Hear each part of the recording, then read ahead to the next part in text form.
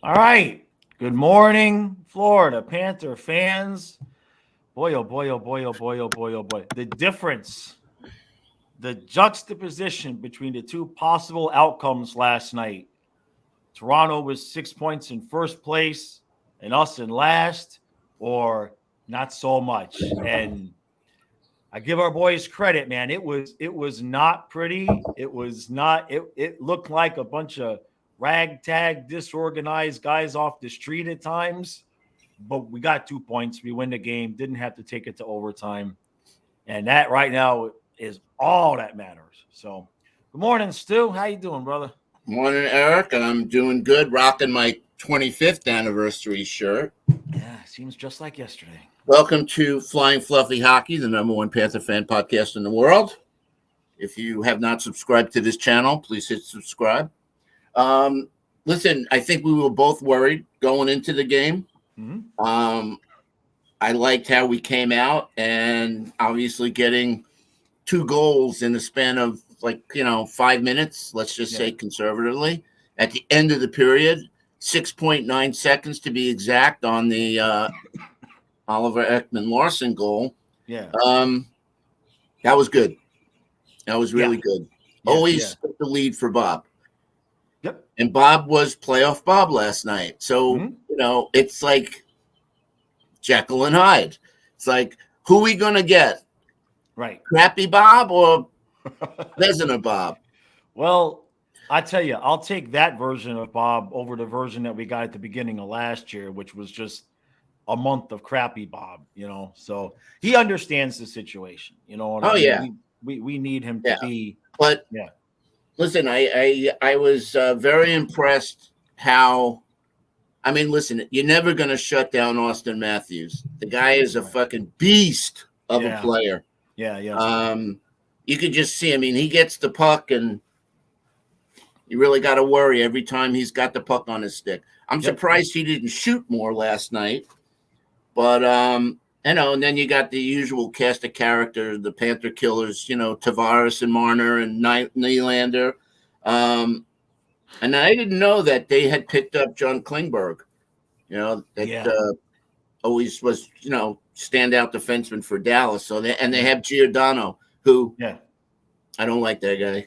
Yeah. But go ahead.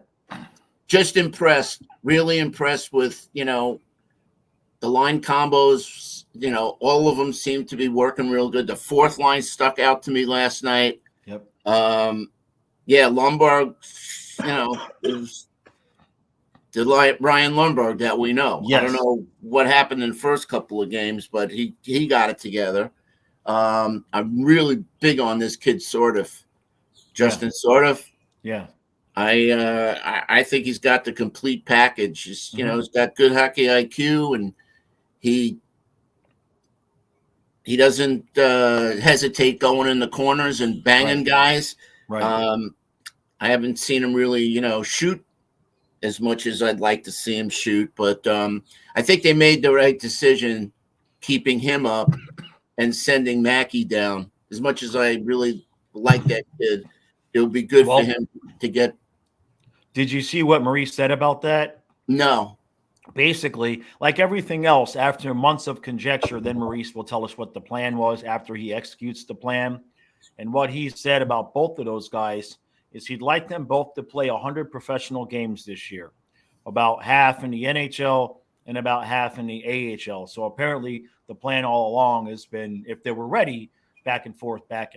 But I agree that Sourdough looks a little bit more complete, but both of those cats, as they develop, Zito did a really, really good job. So, and the only thing, I mean, it's minor, it's trivial. The only thing in terms of the lineup and everything is we need Bennett back, and we're going to get Bennett back, and that's not a knock on Luosterainen. It's just that would if Maurice does it appropriately, that would put Cousins back to the fourth line, in my opinion. So, well, I like the Bennett, Kachuk, and Verhaeghe line. Sorry, and then obviously Luosterainen and Lundell together. Right. But can you believe, like, they got it right on the 6th try or 7th try with Reinhardt and Barkov? I mean, all of a sudden, they seem to be playing like, it's right? Rodriguez. It's You Rodriguez, think? man.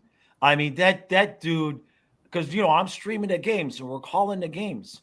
And I'm telling you, I know it's not possible, but I swear there's not a minute that goes by that I don't say Rodriguez has got the puck.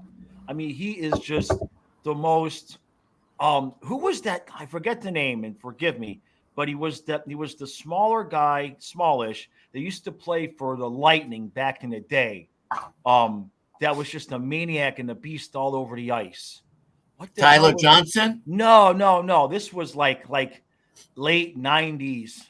Um, somebody's gonna know who I'm talking about. He was like this little spark plug. Marty St. Louis? I don't know if that doesn't ring the bell either. Well, he was Anyway, a small guy. anyway, that might be it, but I don't know. He was a Lightning player, but there's somebody he reminds me of where it's just like he's just everywhere, man. He carries the puck into the zone. He goes into the corners. He's laying hits. He's taking hits.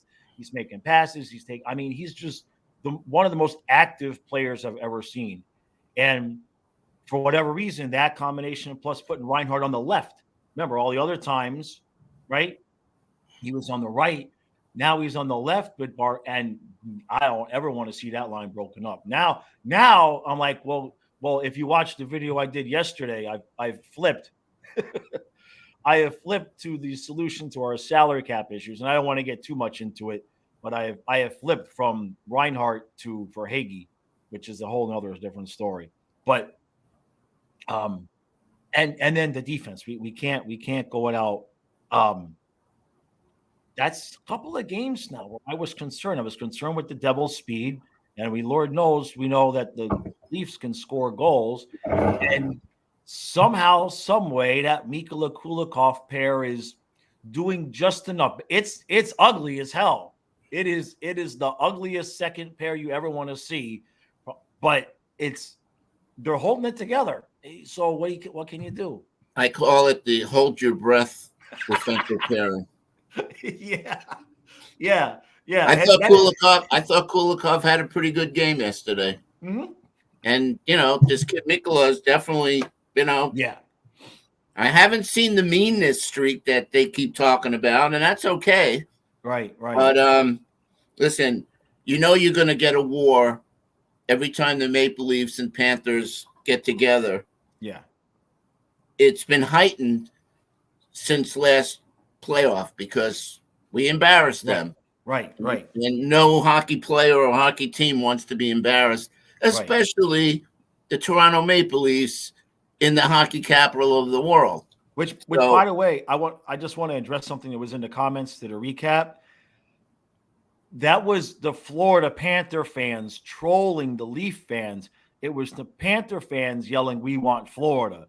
It wasn't the Leaf fans. Somebody thought it was all Leaf fans doing it. No, that was Dana was in the stands. A couple other people were in the chat in the stands. Like, no, that's us. We're doing that. Yeah. Oh yeah. Yeah. Absolutely. Yeah. Well, there was a couple people thought it went the other way around. So I just wanted to clarify that. Yeah. I thought the referees sucked really bad last night.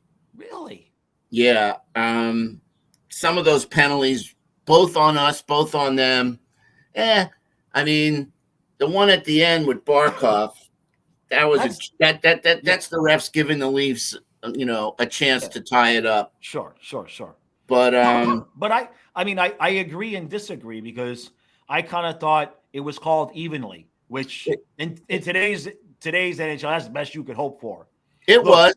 Kulikov, I don't know if Kulikov has like this veterans pass or whatever, but again, last night, there was at least 2, maybe 3 penalties that they easily could have called on him. He's tripping dudes all over the ice, and they're just not calling it. So I'm not now. Don't say anything because you know what's going to happen. Next game, he's going to get 3 tripping penalties on him. The thing with the holding of the stick, I mean, they call it all the time, but 9 out of 10 times, I'm noticing that the offensive player, whatever, he's holding. The offender, right? The guy that's getting the penalty, he's holding It's Yeah. making it so obvious. That's what I mean by, bad calls, because the referee should see through that. Right. Anyway, I got worried a little bit at the end there. The just shot blocking was just guys sacrificing. That's what you want to see. Right. Yeah, And as of long course, as nobody gets hurt. yeah, absolutely. Yeah, I thought Lundell got hit on the side of the foot there. I'm like, oh shit, here we go. Yeah, right. But And Mikola too. Mikola, yeah. look, he went off the second time after he went off and went to the locker room, came back. They showed him real quick going back to the bench, and he was hurting. But I looked, and everybody was on the ice skating around when we were celebrating, so at least he could skate. It's nothing broken. But when he came back from the locker room, it was funny because I don't know, we're not so used to his natural face expressions, but what it looked like the dude either just threw up or was fixing to throw up, because he was on the bench and he sat back down and he was just like, he was rough. But next thing you know, he was back out there and blocking shots. So another good find by Zito. Yeah. It's incredible. Yeah, it's just incredible the eye that I have for talent that this guy has. And again, just goes to show you, we don't need the draft. I mean, I know, we got a couple of good picks there, and they weren't in the first round, but that he can pluck guys off waivers or off another team, like this kid Rodriguez. Yeah. I never really, again, if I watched the Colorado game, I think he played on Buffalo also. I don't know, but I never really heard about this kid. Right. And I'm pretty up on, on he's players that make an impact, but he's been a great find. Listen, 1 or 2 a year is good for me. Right. Verhaeghe, Forsling, Montour. I mean, just the list. You could just list 10 guys that he found. Yep. What about what's his name? Stenlund. Yeah, that's actually where I was going. What about this kid? I never heard of this kid. Right. No, that fourth line looked a lot better last night. Last night was the first night I didn't miss Eric Stahl. For those of you who think that's a good joke. The only thing I'd like Stenlund to do, and I pointed this out, I texted you about the faceoffs. He doesn't seem to be winning a lot of faceoffs. I don't know. I had to look. Somebody said something contrary to that. Hey, we got Video Mark in the chat. He says Mikkola is a beast. Be nice to Mikkola. No, Mikkola. Look, the Mikkola Kulikov pair. I said this last night in the recap. The first couple games, I was like, these guys shouldn't be a pair. And I still think they shouldn't be a pair, but that's because I don't think Kulikov belongs on the second pair. The more I've watched Mikkola play, I said it last night in the recap, I'm good. I'm good with that. But now when Ekblad and Montour come back, Forsling, Ekblad, Larson, Montour. So most likely Mikkola will move down to the bottom pair. But give me a Mikkola Mahura bottom pair. We're good. We'll be set then. Yeah. When we get Montour and Ekblad back, and they Maurice finally figures out who's going to go with who. Right. And again, I'm thinking, he might keep Larson and Forsling together, and might pair. You never know. He might pair up Ekblad and Montour together. Well, it'd be tough because Montour, they're not going to come back at the same time. So, maybe.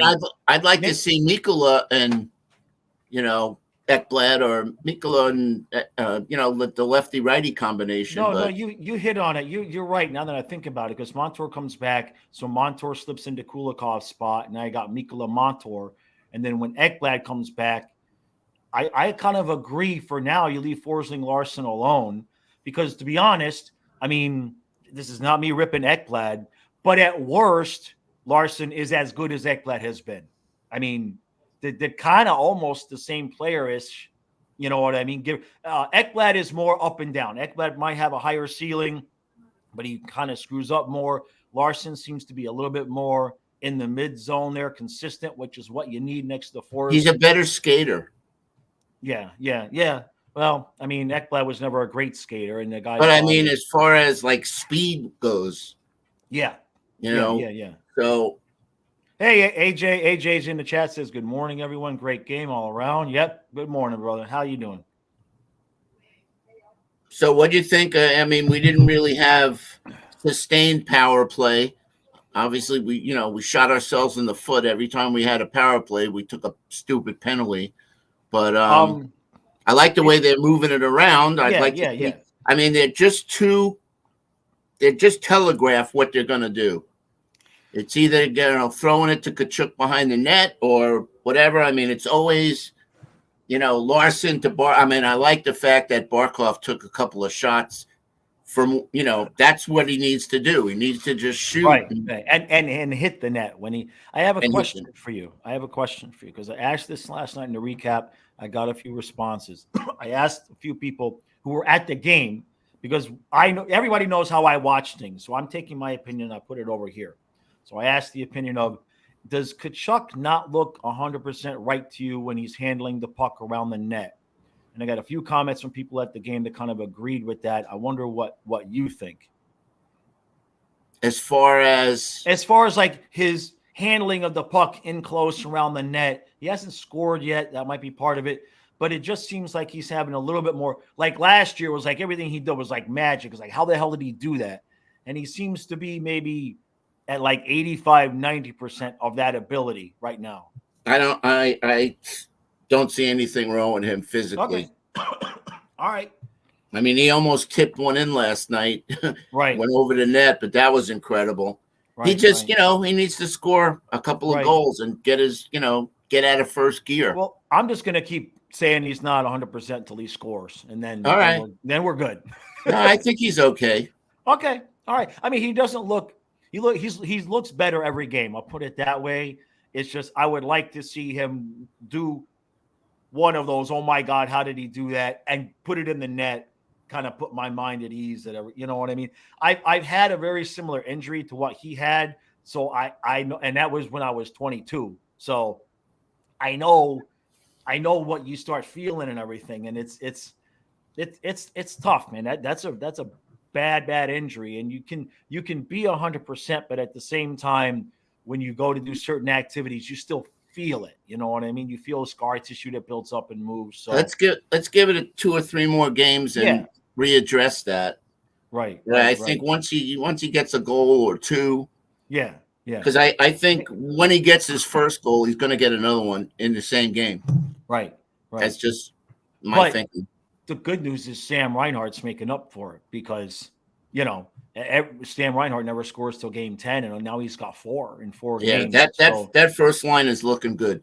Yep. And that's why I think for Kachuk, getting Bennett back is going to be that's the key ingredient. That's a good point. That's with a good Kachuk. Point. Yep. I'll agree with you there. Absolutely. Yeah. I mean, look. Now that, boy, those first 2 games, I was worried because it's like if we can't get points against the Jets and the Wild, how the hell are we going to play against the Devils and the Leafs? But to get 4 out of both of those games and get things back evened up. Now, when you look ahead at the schedule for the next couple of weeks, I know there's no easy games, but we got the Sharks twice, we got the Blackhawks twice, and we've got some very, very winnable games here where we could stack some points while we're not completely healthy. And then before you know it, I mean, we're 10 days away from November, and we might be, 4 weeks, 6 weeks away from Montour. So if we can just hold it together till then, I like what I'm seeing when you view it from the perspective of us having everybody. You know what I mean? Because then, like I said, if you have a bottom pair of Mikkola Mahura, that's a damn good bottom pair. You know what I mean? The only thing I say about Mahura, Fluffy, you got to lay down, buddy. Come on. He's acting weird. He's trying to come back here. He needs to shoot when he's getting into the offensive zone. He's having a lot of passes get broken up and intercepted and everything, and he needs to shoot the puck a little bit more, get pucks to the net. Because a couple of times I've noticed we've got offensive possession. Mahura's at that blue line and he's passing it. It's not a good pass. He must not be a really good passer, and then it's going back out the other way. So yeah, he's not a good shooter either. I'd say 95% of his shots go right in the goalie's belly. Well, but hey, that still gets us a face-off. That's better than the puck going back out. You know what I mean? If he's going to be there with the puck, I'd rather see him just fling it towards the net than fling it, because he must not have a very accurate shot, because if his passes are off, you're probably right. He's a defensive defenseman. Right. He's not. That's not his job. No, but when he's paired with Belinskis, somebody has to do it. Yeah. Right. And he played a good game too, Belinskis. Yeah. Video Mark says Tkachuk is a little bit off, just like Luosterainen. You already see points coming. He says Lundell's the one you're much more worried about. Lundell's not healthy right now. Yeah. One, he's not healthy, and he's playing with Cousins and a rookie in Sordiff. So just like last year when Lundell, the third line was Lundell and whoever was playing like crap and didn't deserve to be in the top 9, and whatever body we could find because we were short guys. I mean, so he takes the brunt of our salary cap issues, Lundell does, because it's kind of, except for the 1 year when it was just Marchment and Reinhart next to him the whole year, he gets the scraps. You know what I mean? It's like, well, let him play with Lundell, and just as a young player, there's no way that doesn't hurt his development a little bit. But I wouldn't mind seeing Zito move Lomberg up on Lundell's line. Maybe. Well, once we get Bennett back, that rounds things back out. Yeah. Ryan moves back down, and we're good to go. That's you. Like I said at the beginning, that's huge. Getting him back. Yeah. And keeping him healthy. Right. You know, the style of game that Bennett plays, he's susceptible to injury because he's like balls to the wall every shift. Yeah. Right. So, but I wouldn't have it any other way. Nope. And I think getting Bennett back will be good for the power play. Right. I mean, the power play looks better than it does when it looks bad. You know what I mean? It's not like we're not getting chances. It's not like the puck is getting knocked out of the zone a lot. Larson's holding it in. He's doing a really good job of holding it in. Forsling had one really ridiculously good hold in last night. So I think they're getting close that way. But if Verhaeghe's not sniping without Duclair, right, Barkov is just, I love him to death. He could be that guy, but he refuses to be that guy, right? He gets that puck. He's shooting a little bit more, but there was a couple times again last night where instead of shooting, he tried to pass it to Tkachuk behind the net, and he's got a guy on him, and it breaks up the whole play. Yeah. So if he had the mentality shoot first, right, but that's not Barkov. Mm-mm. But Maurice should just say to him, "Listen, I don't give a shit. Shoot. Right. Hit the goalie's pads or something. Let's get a rebound. Just get a rebound. Put it on net. Deflection. Right. Put it on net. You never know." Right. He's not taking shots from the blue line. It's like when we had Huberdeau on the other side. Same thing. Yeah. Huberdeau just refused to shoot.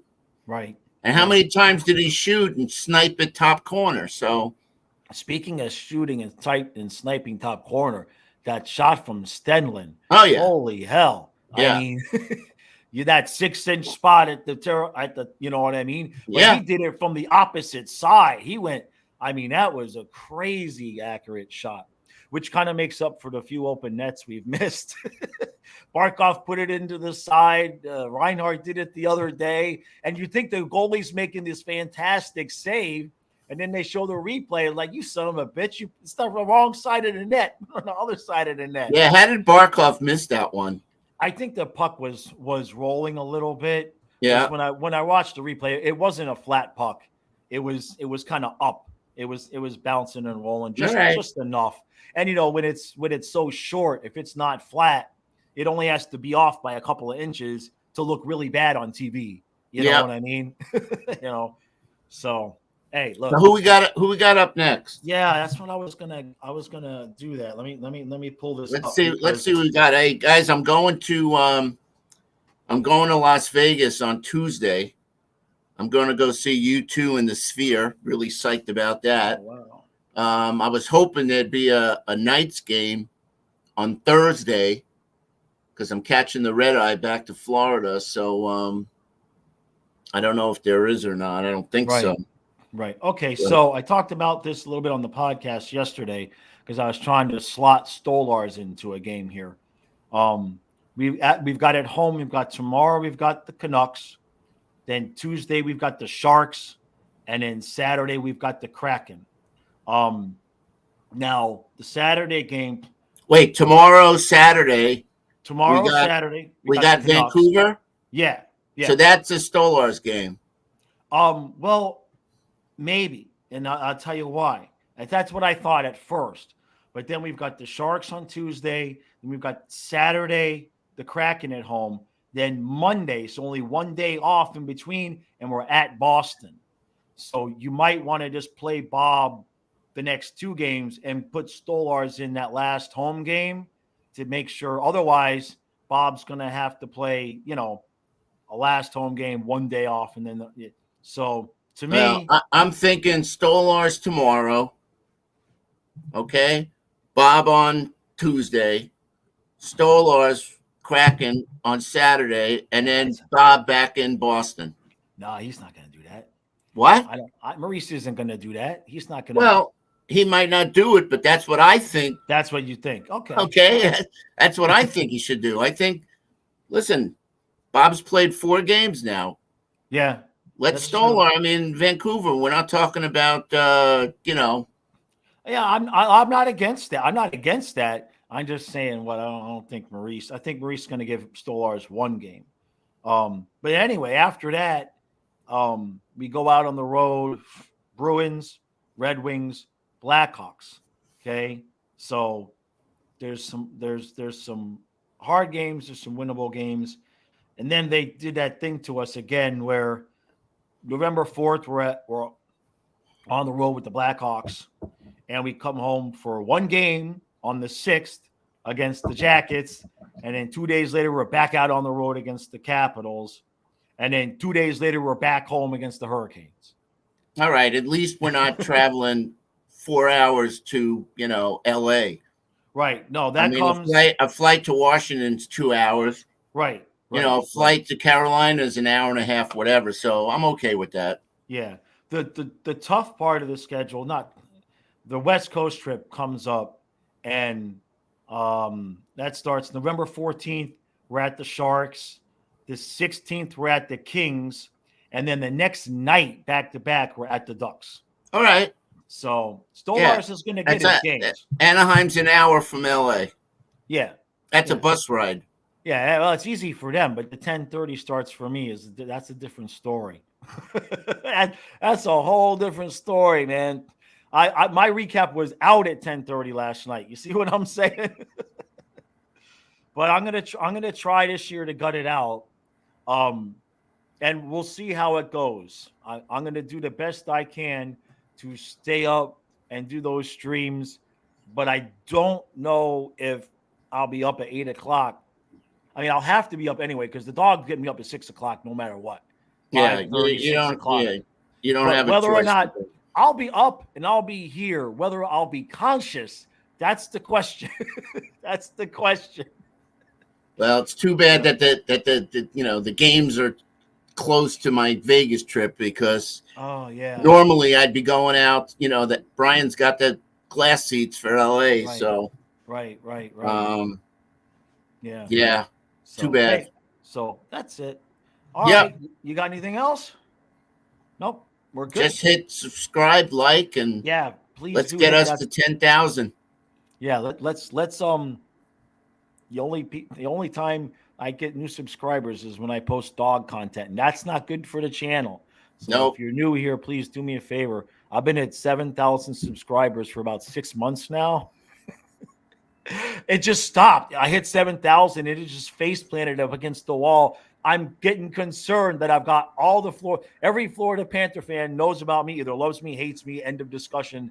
I don't, I, So we're gonna have to start making some NHL content, I guess, because I think I'm up against it. Is what it is.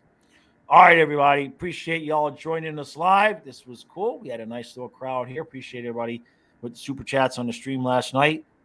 And we'll be live. I'll be live again tomorrow night, and then again Sunday night for the Dolphin game over on Flying Fluffy Football. Hey, tomorrow's big, bud. Yeah, no, They look, can't have us, play right, a game like they did last night and just like not show up tomorrow. So right, right. I mean, there's no Absolutely. reason why we can't like put that team away like early. Yep, yep. No, we've got some winnable games, and we need to stack those points now while we can. So, all right, everybody. We'll see you again in a couple of days.